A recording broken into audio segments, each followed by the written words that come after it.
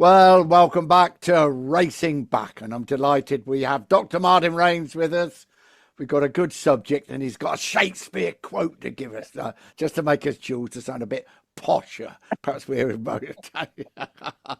Don't forget, he is a doctor, a university man. But we're going to talk about the nearly men who deserved a world title, and in some cases, at least a Grand Prix win. But it didn't come along. Come on, Rainsy, what's the quote you gave us about the subject? Well, it's a little twist on Shakespeare, isn't it? We've come to praise of these riders, not to condemn them. All the riders we talk about will have achieved great things. It's just that they've deserved a little bit more than perhaps what they have achieved. So that was nearly a Mark Anthony quote, was it? It was nearly a Mark Anthony. Is that what we were going for? Absolutely. He said, what did he say? I've come to bury Caesar, not to praise him, or something like that. Grave editing that, if you're going to. Yeah. That's the Yorkshire editing of Shakespeare. Yeah. Right. We've left the socials a bit awry recently. So as you can see, I've got my phone in front of me. So we'll read some out today. So here we go. You can't saw dust 3 days ago. Why don't you even need to see a British rider in GPs? It's not a championship of countries like the Olympics. It's a world championship of the best riders, which is probably why there is no British riders up there or even competing in there. Ooh, righty-o, there you are. Hard but fair. Oh. Yeah. Fair kite. Fair, yeah. That's £1 million like United used to be. Allegedly. Fair kite, £1 million. Well, KN. What does KN mean? Is that a sort of don't know? I don't know. Yeah. No, I don't know. I think that's social talk, which we're not really. Wrong age group. Chocolate Starfish 1. Why do you cut every guest short? But I think we explained that last time. The software we use is not of the highest technical, I won't say ability. It gets us through, but more subscriptions, we will get better software. We don't. It's time limited, and we use every second we can get. Thanks. Oh my golly, that's perfect. Perfect, Jules. Absolutely perfect. KRTT 750, not a fan of baggers, Neil. Try and ride one and I bet you'll change your mind. That was Neil Hodgson, wasn't it? KRT, well, that's an American speaking, isn't it? Because that's a Harley Davidson. Oh, it is. If ever I've seen one. Yeah. At Chester 72 CCM. Thanks, gents, for a racing fan of a certain age. These are true voices of bike racing. All others since are imposters. Oh, well, that's nice to say. Yeah, Rod Buchanan, brilliant guys. Nobody RS, quality, always liked Hodgie. Total approachable top guy. A better rider than what he gets credited for. Yes. Top commentator on TNT. Long may he continue. John Honda 101. I met Neil a fair few times over the years when I was doing track days. He wasn't sniffy or hard to talk to. So there you go. Lots of praise about Neil. He's a great presenter on TNT. He's just a great all-round guy. Alien, Ian 77, another great episode. As a fellow Lancastrian lad, Neil Hodgson was a favourite, followed from the 90s, along with Foggy and John Mack. Andy Fern. That's keeping it in county borders. It is. 3 days ago. Great stuff once again. Sad to hear about Paul Sample. Ogre for forever. And I think you probably knew more about that than anybody, Jules. So I was a staff man on bike when I was actually on when Ogre finished in Bike Magazine. I remember the storm that went on. I had the pleasure of meeting Mr. Sample a few times. Lovely man and super talented. Yeah, and passed away a few weeks ago.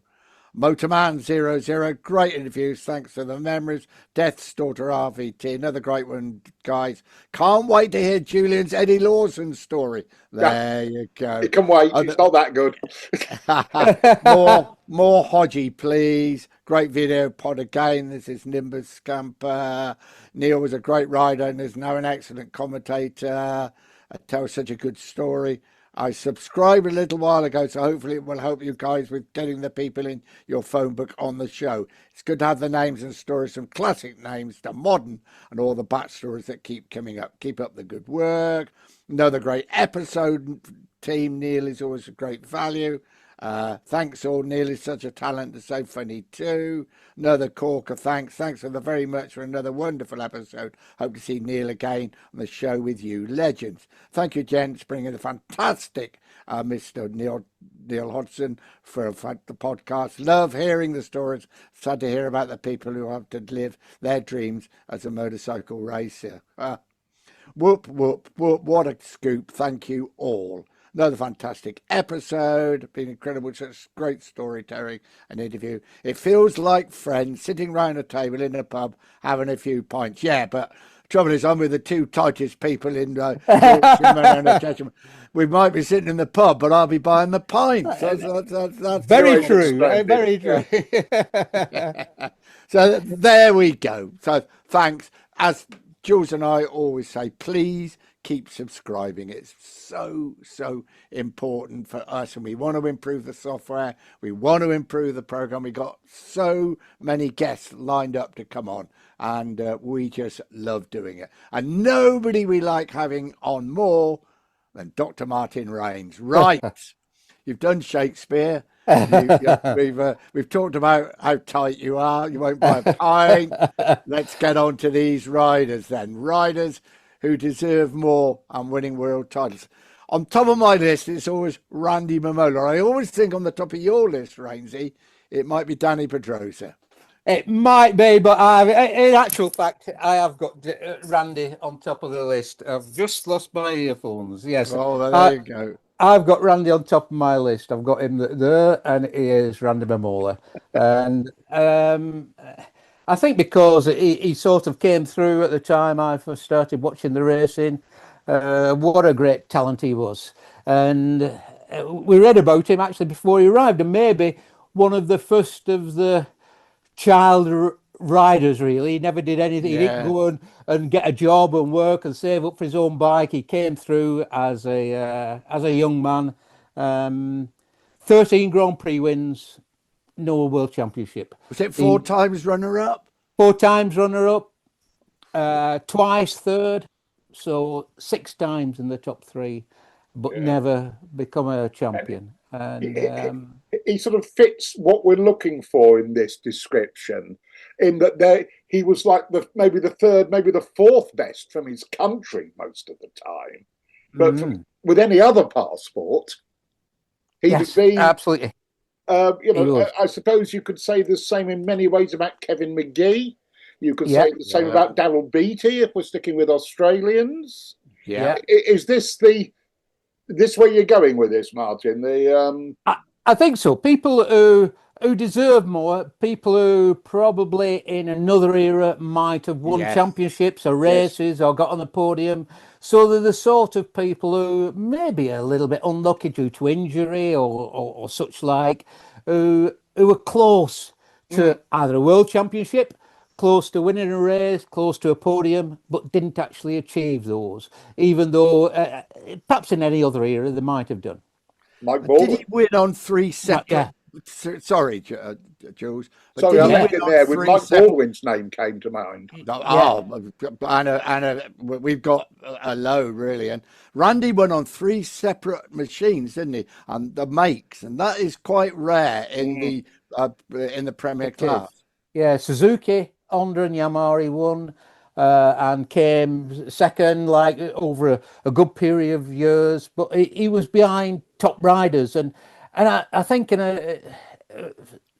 very often it was just a bit of bad luck that he had towards the end of the season that sort of meant that he didn't achieve that ultimate of getting the championship.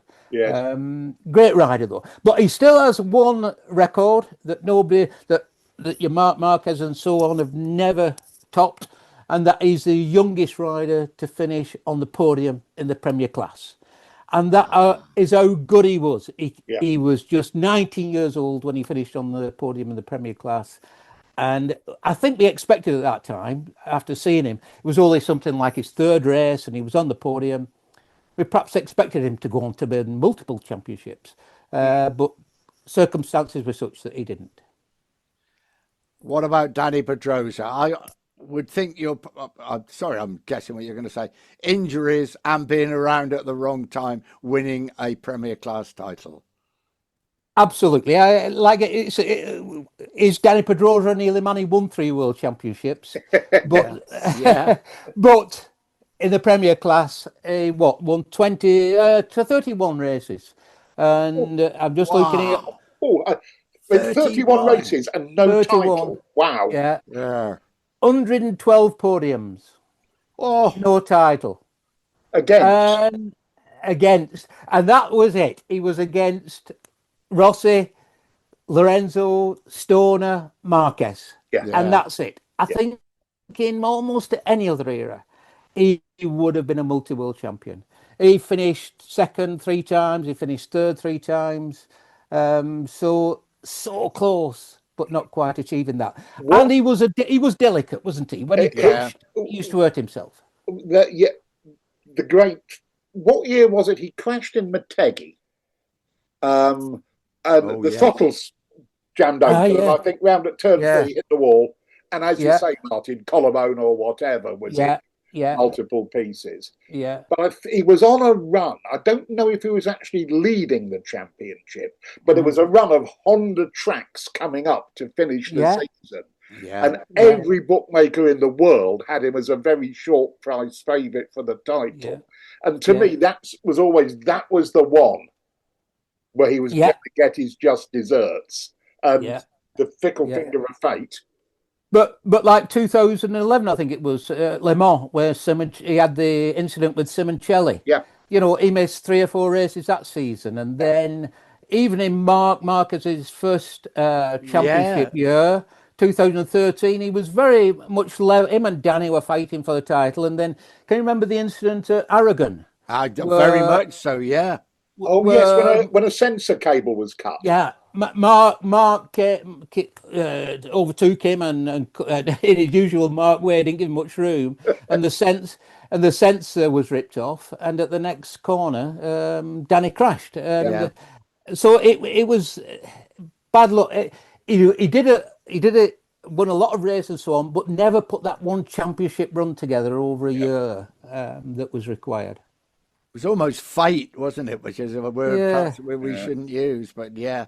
Right, somebody else who won a good few world titles, but never the Premier Class, Max Biaggi. And we tend to miss him out a bit. I do, out of my mind when I think like this, but came mighty close and he should have won at least one, surely. That's an interesting shout, because when you mention the name Max Biaggi, I think of one of the greatest 250 riders I've ever seen. My mind does not go to 500 stroke MotoGP. Yeah. It goes to, my God, what a 250 rider. Yeah, but it's a good point, because again, like he arrived with a bang, didn't he? Yes. The last rider to win on his debut in the top class. Suzuka, was it? Yeah, Japan 98. And again, perhaps we thought, well, is he going to be the man who challenges Doohan at that time? Yeah. 13 Grand Prix wins, no World Championship in the Premier Class. Yeah. And he came second, 3 times, third 3 times. He was so close. And I was just looking before, I think he did something like 8 seasons in the Premier Class and never finished less than 5th or something. He was there every year competing near the front. And when you got to Brno, he was almost unbeatable. That is very true. Yeah. We mentioned Daryl Beattie, and Range and I were talking earlier in the week, and I saw Daryl win on the Honda, then he started winning on the Suzuki, but he was actually leading the World Championship, wasn't he, when he was riding the Suzuki?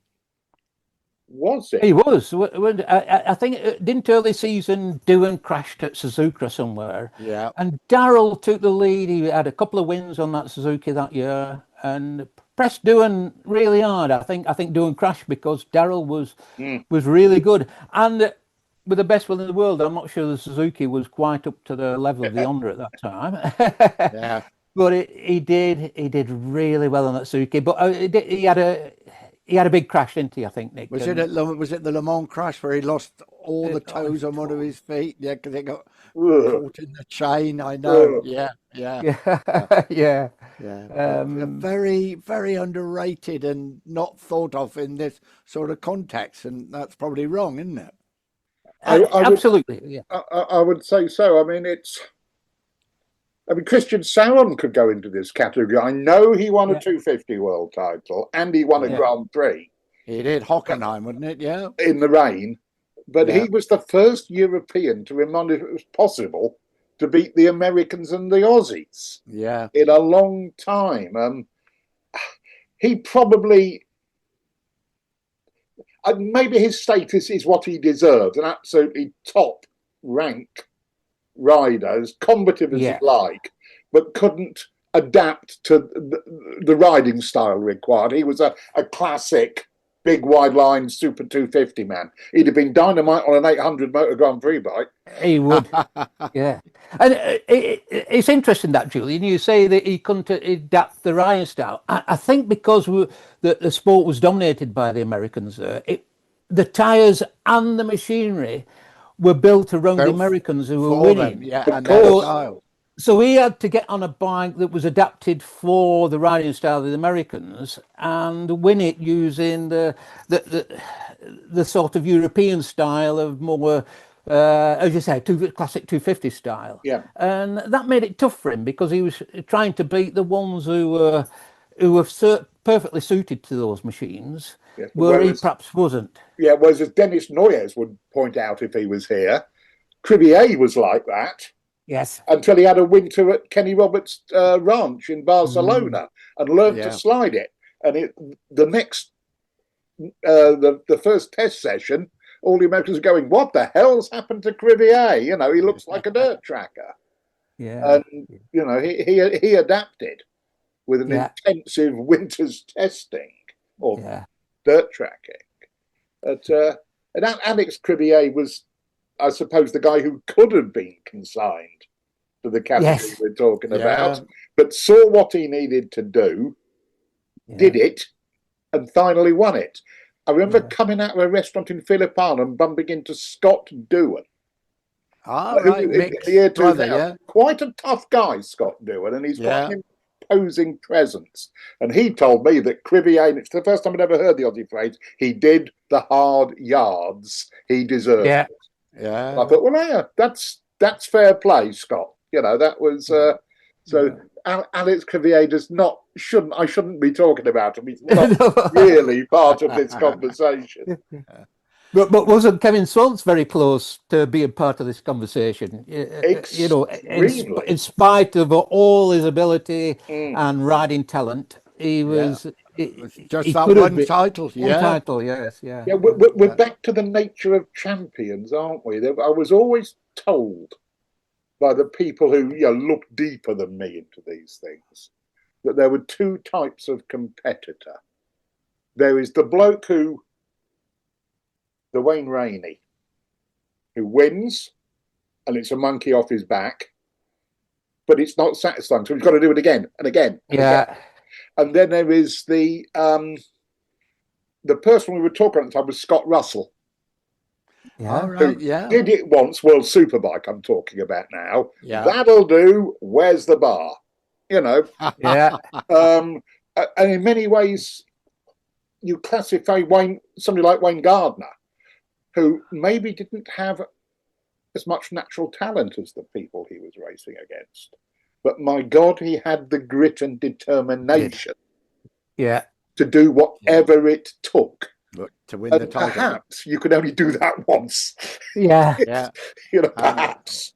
Seth Gibernau, the only man really to push Rossi on a 990cc Moto Grand Prix bike, and then nothing. My diagnosis of that, given what we've just said, was that he spent 2 years pulling his tripe out trying to beat Valentino. And that was that's it. He had that number of races at that level in him. And that's it, boys. Done. Cooked. Yeah. But very interesting, Jules. I think it's right there. The tank is empty after pressing themselves so much for that hard. period of time. Yeah. Kenny Roberts always said, that from the time you start competing at the top level, but I think he meant start looking at a world championship, you've probably got 10 years in the tank, maximum. Yeah. I'm pretty certain that that is right. And just back to injuries, there's always somebody I think of. Again, I think that probably gets not spoken about. Pat Hennon, Oh, first yes. American, Oh, first yes. American to win a 500cc Grand Prix. He won in Amatra, didn't he? He won the British Grand Prix at Silverstone and looked like he was really going to push on towards really challenging for a title. And then the crash on the Isle of Man. I couldn't agree more. You know, turned up in the UK, Barry Sheen's teammate. How to be unpopular with the crowd, chapter 1, line 1, and was stupendously fast. Yeah, he was. Yeah. When he had that crash, I think he was leading the World Championship, and I think so. And looked like the man who could take it that year because I think Barry Sheen was having some difficulties. Kenny Roberts was in his first season. So as the season went on, I'm sure Pat Hennon would have got stronger that year. That's why he went to the TT, wasn't it? Because he was leading the World Championship. Was it still a championship points then? I don't think it was. No, it probably wasn't. No, it probably wasn't. No. I think it was just an ambition of his, wasn't it, to win a TT? That's right. It was many people. It was, oh dear, I don't want to get this wrong. It was tied up with his deal with Suzuki in the UK and the mechanics and the van and all sorts of, and money, of course. Money, So I think there was a variety of pressures, but I haven't got chapter and verse on that. I think there are several variants on that story. Yeah.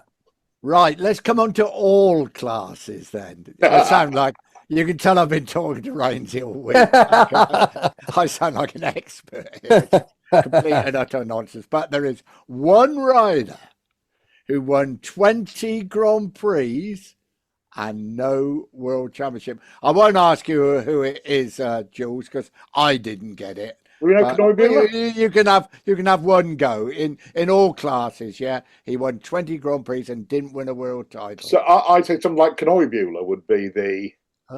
It's not him, but I reckon that's a pretty good guess. That's a good shout. Better than some of my guesses. Come on, Rainsy, spill the beans. Ralph Waldman. Really? Yeah. 20 Grand Prix wins. And he came second in both the 250 championship, came second in the 125 championship. I think 1 year he came just 2 points behind Max Biaggi in the championship. You could ride a 250 then, couldn't you? If you could keep Max that close. Absolutely. So 20 Grand Prix across all classes without winning the championship, and I think you could say he's the most successful in terms of Grand Prix wins without getting the championship. Yeah, I can't think of any more. And why was it, Nick, that he didn't perhaps because he was a bit I said because he was a bit bonkers. What a super guy, but completely crazy, but such good fun. You never knew what was coming next, did you? Yeah. And always loud. He'd obviously not heard of earplugs early in his career. you always knew when Ralph was around. You would. Nobby Ueda won 13 Grand Prix. Rainsy, I think everybody would have loved him to win a world championship, don't you? What a great guy. Yeah. What a really nice guy, wasn't he? A really good guy. And of course, when he started, he still has a unique achievement of being the last rider to win on his Grand Prix debut. As a wild card at Suzuki, yes. Suzuki, absolutely, Jules. He did. And I don't think he was going to do the season, but he got that wild card, didn't he, at Suzuka? Won. He went down to Australia on a wild card as well the next weekend or whatever. On the strength of having won in Japan. Yeah. But he was up against the Dirk Rowdies, the Kazuto Sakatas. Valentino Rossi, of course. Rossi, still had been around. So he was up against some, again, great riders, but 13 World Championship wins, and in the one class, no World Championship. Yeah. Amazing. And the closest to a world title, but never took it. I think We look back to Phillip Island. Was it the year 2000? Yeah. Olivier Jacques and Shinya Nakano. I mean, he obviously won 250 Grand Prix. Did he ever win a MotoGP Grand Prix? Shinya, no. He must have finished on the podium, I think, Rainsy, didn't he? Probably? Yeah, he finished on the podium, but didn't take a win in the top class. But is he? Could we say that? I think we can say that he's the closest to being a world champion. Yeah, but never actually won a world championship. Yes. What was it? Far from being a world Absolutely. champion. One bend away, wasn't it? From winning. And if the finish line had been a few yards further that way, we'd now be talking about Olivier Jacques in this conversation, wouldn't we? Yeah, we would. Yeah. It was that close. It was Olivier either one or Jacques, the other. Who fitted the cylinders with a bit more top end. Shinya, who fitted the cylinders with a bit more mid range. Yeah. Olivier just sat there, cool as you like, and did him. And I always remember the press conference. How could you wait that long? I know. Valentino Rossi saying, if I am Shinya Nakano, I shoot myself. Somebody else who didn't win a world title there, you'd start to find people out, and I thought did Greg Hansford. What a rider. And I thought he must have won a 250 or 350 world title, but he didn't, did he? Too much aggo going on. But he was up against Cork Ballington as his teammate. I was just thinking Bang and Ballington would have been in his way, wouldn't they? He was. But I think Greg Hansford really only did 2 full seasons in Europe, and as Cork Ballington's teammate, and I think he finished second to him twice and third twice or something. Those. So in his 4 championships, he was racing 2 championships each year. And he had 2 seconds, 2 thirds, but didn't take the title, but came mightily close. And I mean, Cork Ballington had been around a few years then, and he had. Was a winner, knew the circuits, knew the Kawasaki better than anybody, didn't he?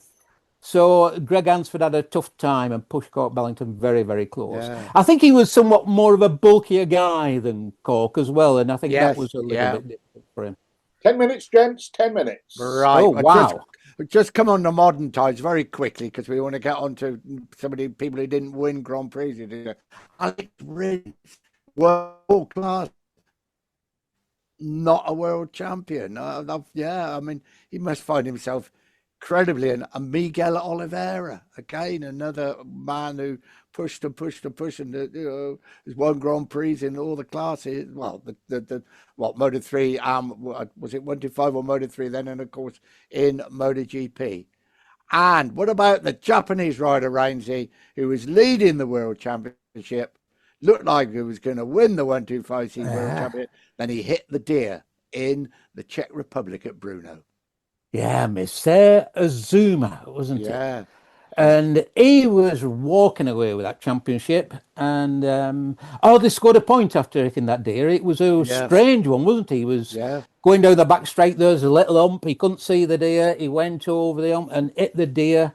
And he won 5 races that year, early on in the season before we got to Brno. And the person who won the championship, how many races did he win that season? None. Yeah. Because it was Alzamora. So it seems tough on Azuma that he won the 5 races, didn't take the championship. Alzamora didn't win a race that year. But although Azuma went on to win next season, of course, just to... but he didn't take the title, did he, Jules? No, but he won races the next season. Yeah, he won races. Absolutely. I think he won the first one, actually. He did, absolutely. So, Alzamora did win races in other seasons, yes, definitely, yeah. Right, Grand Prix non-winners, and there's one that always comes top of the list because we were there, Assen, last bend, everything ready for celebrations. Colin Edwards. I don't think it's it's certainly an afternoon he won't forget. I think it's an afternoon probably we will not forget. Is one big chance. Absolutely epic race with Nicky, and one small mistake is all it takes, and that's what happened. But and also Colin, in many ways, this is sounds dramatic, sort of sacrificed his chances because he knew what he was. He was Valentino Rossi's trier out. Yeah. Yeah. You know, and his job was maybe to race the parts first and hand them on. He was almost not a test rider, but halfway between, you know, the full-on factory racer and a test rider in terms of his duties. I always thought, and Colin was not daft, despite what you might expect, and quite the opposite. Yes, and he understood what he'd been hired to do. Yeah.